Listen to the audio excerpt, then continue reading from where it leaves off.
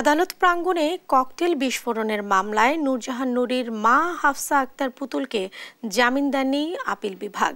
সোমবার প্রধান বিচারপতির নেতৃত্বাধীন 4 সদস্যের আপিল বেঞ্চ পুতুলকে হাইকোর্টে দেয়া জামিন স্থগিত থাকবে বলে সাফ জানিয়ে দেন। এ সময় আপিল বিভাগ বলেন, পুতুলের পলাতক স্বামী যুবদল নেতা হামিদ কোথায়, আগে তাকে আনতে হবে, এরপর পুতুলের জামিন বিবেচনা করা হবে। পরে হাফসার আইনজীবী বলেন, ন্যায় বিচার বঞ্চিত হয়েছেন তারা। হাফসাকে জামিন না দেয়া দুঃখজনক বলেও মন্তব্য করেন আইনজীবীরা।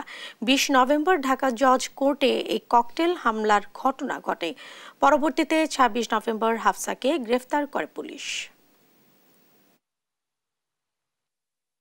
একজন মহিলা মানুষ হয়েও যার কোনো অপরাধ নেই এবং একটা জুডিশিয়াল কনফেশন আছে, সেই কনফেশনে উনি বলেছেন যে আমি জানতাম না আমার ব্যাগে কি আছে এবং আমার হাজব্যান্ড এই কাজটা করেছেন। তারপরেও মহিলা হওয়া সত্ত্বেও তার জামিনটা আমরা পেলাম না। আমরা মর্মাহত।